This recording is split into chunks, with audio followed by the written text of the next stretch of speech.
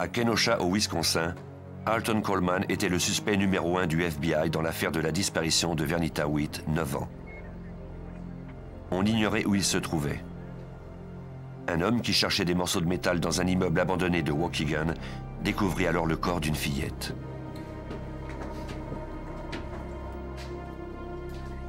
On dépêcha immédiatement une équipe d'experts légistes sur les lieux. Sous une couverture se trouvait le corps de la fillette, enveloppé d'un blouson d'homme. Des fils électriques enserraient ses mains, ses pieds et son cou. Elle était dans un état de décomposition trop avancé pour qu'on puisse l'identifier rapidement, mais l'agent spécial Jeff Showers croyait qu'il s'agissait de Vernita Witt.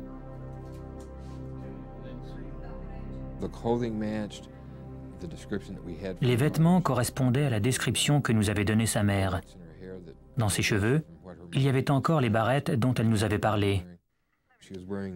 Elle portait une veste de nylon vert. Dans les poches de cette veste, nous avons trouvé les tickets de la fête foraine. Le soir de sa disparition, Coleman l'avait emmenée à cette fête. Tout portait à croire qu'il s'agissait de Vernita Witt. Il restait maintenant à l'équipe d'experts judiciaires de le prouver.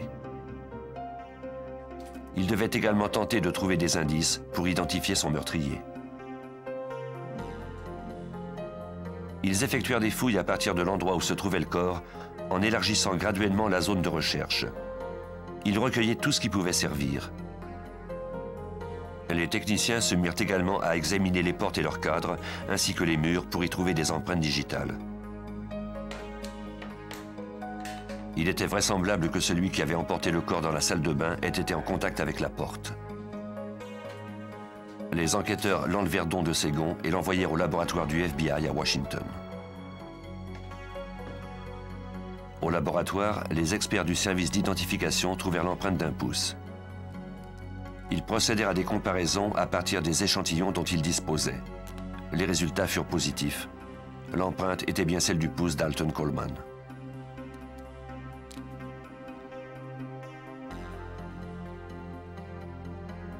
Les experts en dactyloscopie comparèrent également les empreintes prélevées à même les mains de la fillette à celles des cahiers d'école réquisitionnés chez Juanita Witt.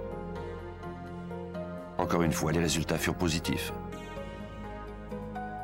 Les recherches pour retrouver Vernita venaient de se terminer.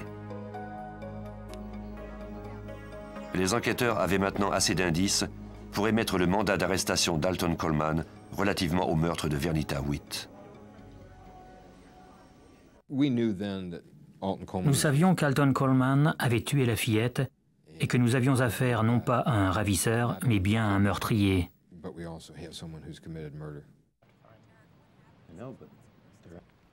Pendant qu'on tentait de déterminer la cause de la mort de la fillette par autopsie, un bulletin de nouvelles attira l'attention de l'agent Showers et du détective Hanson.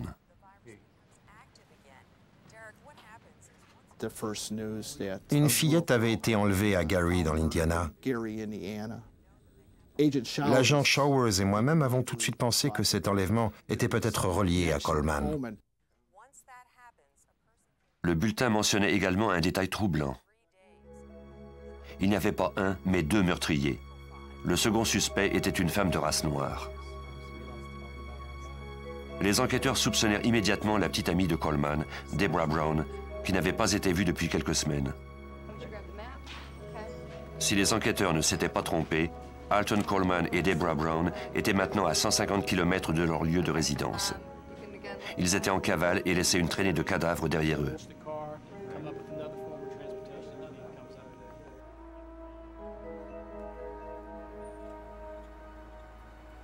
Dans un hôpital de Gary, les agents de police du comté questionnèrent la petite Mary James, 9 ans, à propos de l'après-midi du 6 juin.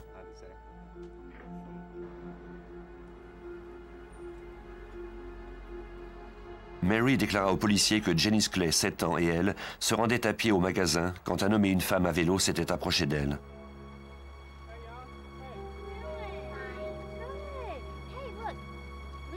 Il leur avait dit qu'ils avaient des vêtements à donner qui pouvaient leur plaire.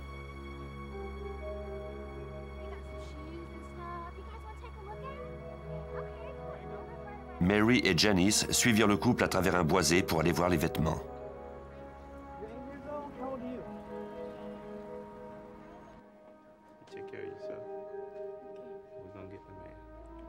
Mary était à 2 doigts de la mort, mais elle parvint à sortir du boisé.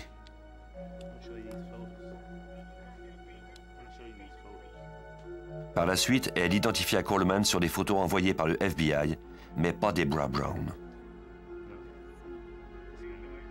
Toutefois, sa description de la suspecte correspondait parfaitement à elle. Les enquêteurs savaient maintenant qu'ils étaient aux prises avec 2 meurtriers.